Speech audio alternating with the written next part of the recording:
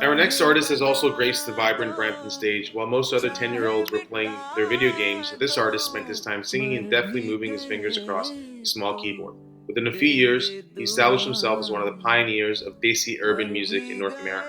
A triple threat artist, singer, songwriter, music producer, he has swayed audiences worldwide with his three albums, No Boundaries, All New Everything, and Four Steps Forward. With a rapidly growing fan base, he's here to stay and only getting started with independent as well as Bollywood film music, with his best yet to come. Parichay, thanks so much for doing this, man. Thanks for having me, man. Appreciate you. Um, for the audience, can you define what Parichay means and why you went with that as your stage name? Great question. Actually, my name means introduction. And I remember I used to go to this gym at Pino Plaza in Scarborough. And this was a time when I was trying to come up with an artist name. There was a bunch of them. There was Party Rico. There was Parichay, which is my producer name. But there was a bunch of names, and I remember a lot of people used to call me Bollywood Che, locally as well. So I was thinking, yo, what do I rock with? And I remember this guy Kurt. He said to me one time, he goes, "Bro, what's your real name?" I said, "It's Parichay." He goes, like a real name, a legal name. I said, "Yeah, it's Parichay." He goes, "Yo, that sounds dope, man. You just got to stick with it." And so I was like, "All right, cool." And then I just stuck with it. It means introduction in Hindi. In terms of speaking of introductions, if someone wants to have their Parichay in making music, singing, or producing, and let's talk mostly producing, how should that Yeah. journey begin? Honestly, we're living in a time right now where it's like there's no formulas, man. How does the journey begin? For me, okay, in certain things, I'm old school, as in I do believe, although the music industry is, I'd say 75% marketing, 25% music, but I do believe in the power of mastering your art. You know what I mean? So if you can produce yourself and not just delegate or pay people and just to get famous, you know what I mean? But if you can get into the art and understand sound, understand sonics, understand and enjoy it, because the way I see it is if you don't have a passion for something, you won't last in it. You know what I mean? So um, you got to enjoy it and put in the time into the art, the craft. Make mistakes. Your first 200 beats or songs or whatever you're doing is just going to be a write off. I still Mhm. have hundreds of songs in my bank, but I go back to them and I go, you know what did I waste time on this for? Sometimes I think about it, but then the reality is, it hits me back saying that time I put into those songs that are now garbage, from a commercial standpoint, was my homework. It was my grinding, my hustle, and that's what brought me to where I'm at, right? So for anybody who's starting off right now, first of all, understand technology, understand where the music business is, the way it's changing with crypto and the music industry coming together. People got to be aware of these type of things, right? The roadmap for the future. It's not what it used to be 5 years or 10 years ago. So understand technology, understand the business, understand what's out there, understand what others are doing, and take bits and pieces from people and incorporate that into your style, and do something unique. Don't try to be a clone of somebody else, because nobody wants clones, right? People want the best version of you. So yeah, I can go on and on, but really there's no formula, man. If you keep at it, you're gonna win. Technology probably aided your music making ability, but now it's probably at a point where it's moving so fast that you have to keep up. Do you feel sometimes that there's just too much to keep up with when it comes to the technical element of music making? No, absolutely not. I actually enjoy it. I love to know what the new plugins are out there. A Mhm. lot of them, sponsor me. They've endorsed me. I endorse them. They just send me free plugins and thousands of dollars worth of plugins. So I get to try them out. And if I like it, then I incorporate it into my production. So I love that whole process. You dealing with over Instagram. Sometimes I'm dealing with the developers from some of these plugin companies or the marketing guys, and I love collaborating with them because we're kind of on the same wavelength. I am a technical person. I got to say that I make music by feel, but I love the technical side of things. I love sonics. I love sound. I love frequencies. I love that type of stuff a lot, and that's not going nowhere. That's always going to be the foundation of music, right? So, yeah. So I never feel like it's a burden or anything like that. I enjoy it, and the truth is, music to me is life. If I don't make music for 2 days, I start to get pissed off, and I feel like Wow. there's a part of my brain which needs to be kept satisfied, and only making music does that job. So I enjoy every part of the journey and the process.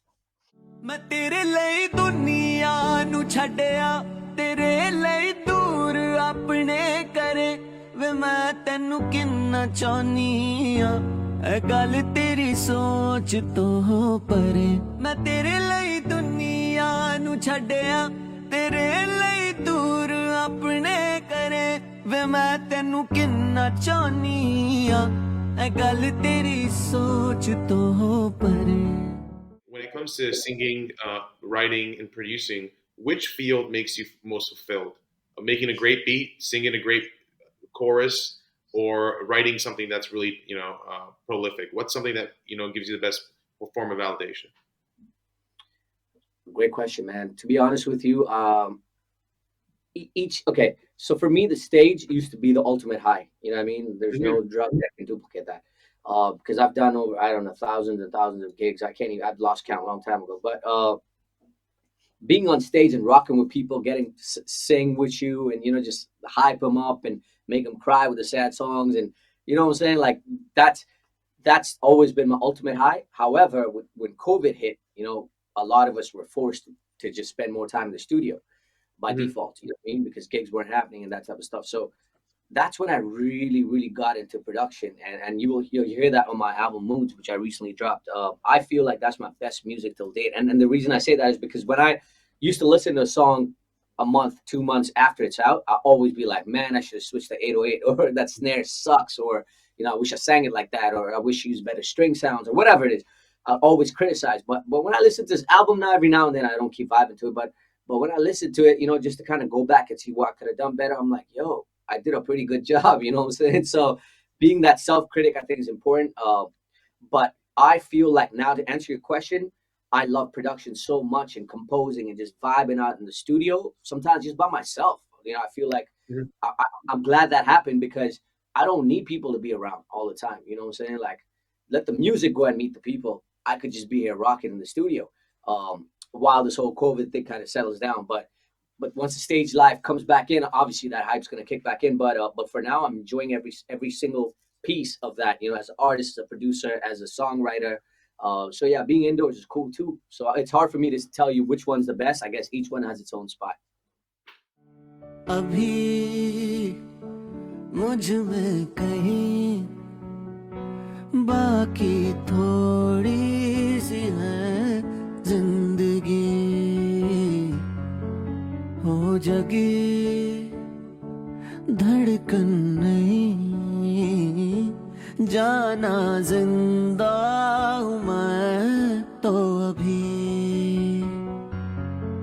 कुछ ऐसी लगन इस लम्हे में है ये लम्हा कहाँ था मेरा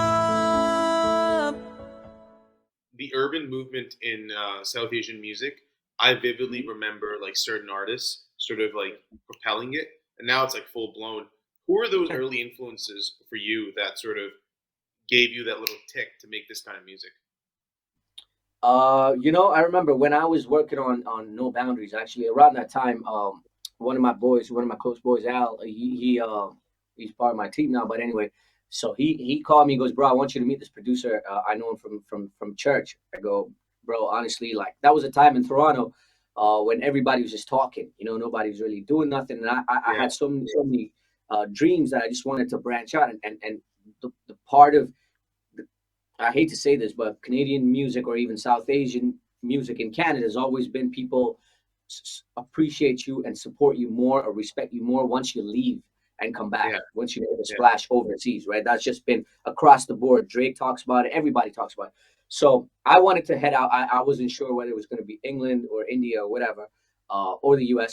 So at the time, yeah, so my boy Ali brought this dude in, we were chilling, we're vibing, and he was playing me some beats. And I'm like, man, I haven't, like, this can't be you, bro. I'm like, who made this? Where'd you buy it from? He goes, nah, he flipped the computer. He showed me the Fruity Loop session, and he made himself, and he was playing me G Unit vocals, raw vocals, and ludicrous raw vocals. And he's like, I'm working on Beanie Man's, like all these Vibes Cartel. I still have Vibes Cartel raw vocals from this dude. I'm gonna tell you who it is.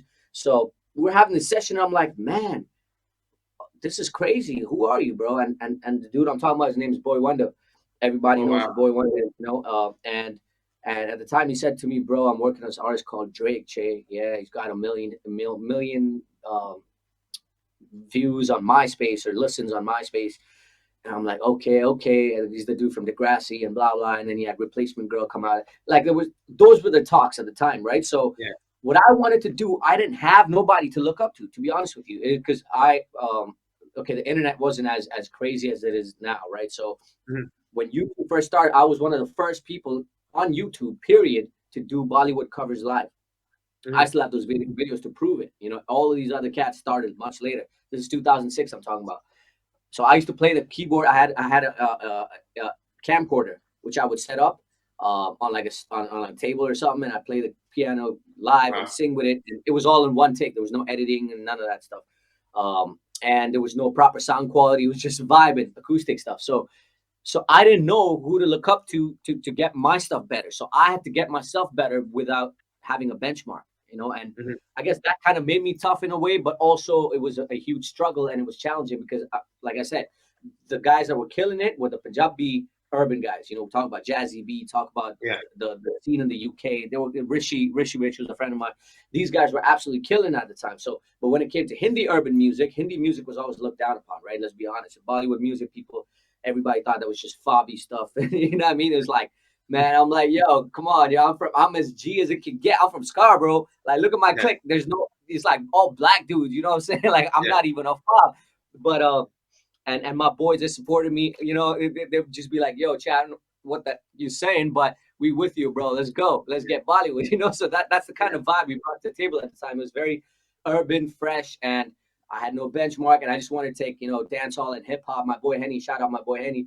You know, we rocked so many shows where people didn't even know what was going on. It's like we had hip hop and then reggae and then soca chutney with like Hindi music, and it's like, whoa, it's different. We love it. So we got that movement going in the city, you know.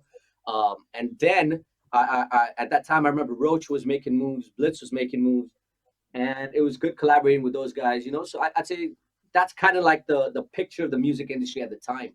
And I'll give you a funny story. I had a song called no, forget the song. I had No Boundaries, the album done. I went to Sony Music India. I was sitting with the head of Sony Music India, who's by the way a friend of mine now. She's no longer the head, but we were sitting, and I'm like, you know, this is my vision. This is the album. She listened to the entire album Mhm. in our session, and she goes, you know what? It's crazy, but I don't think she goes. I like your stuff. Your even the rap and the artists that you have, the hip hop artists that you have, they have great melodies, but we are never going to have street life in India. Hip hop's never going to come here. You know, Yeah. those were her words. And I'm like, you got that wrong. 100.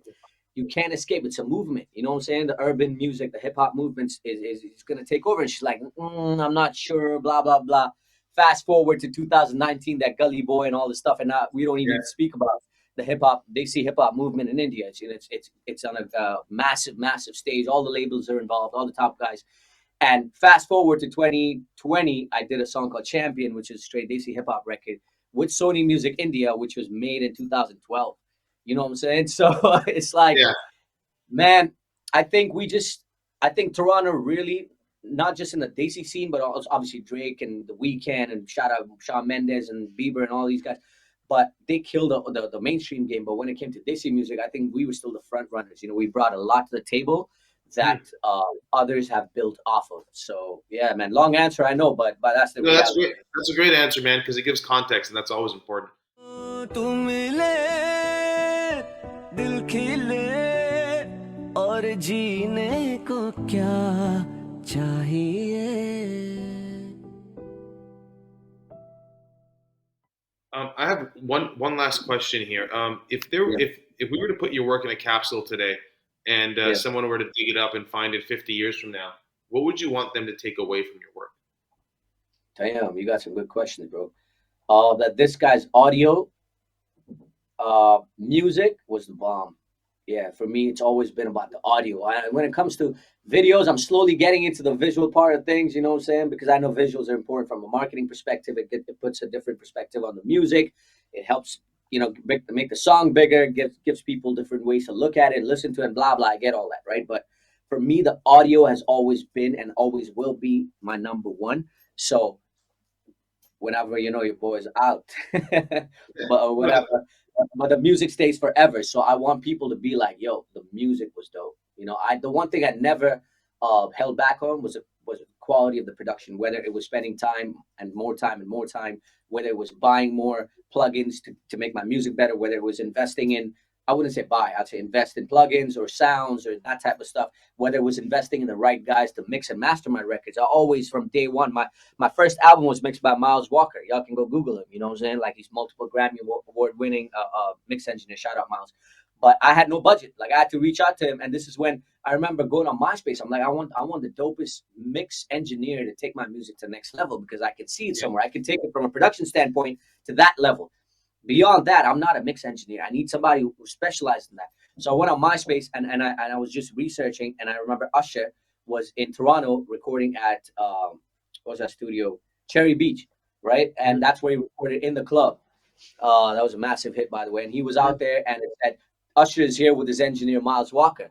So I'm like, okay, if he can mix Usher's records, he can mix my records. So I reached out to Miles on MySpace.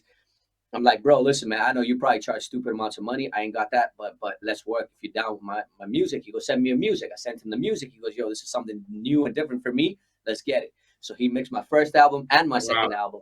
You know what I mean? So that's how we had to hustle, bro. And now you just go on the internet, you could type in mix engineer, you know what I mean? And you find thousands of them and just get it done.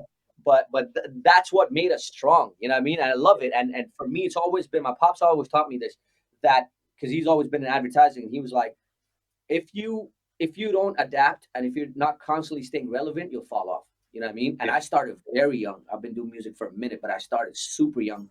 I was lucky, but I still feel like, every 2 months there's something new in this game. And I feel happy that I'm still standing because a lot of people falling off. And I'm like, that's why. Because if you can't adapt to what's relevant today, you're going to fall off. You know what I mean? So.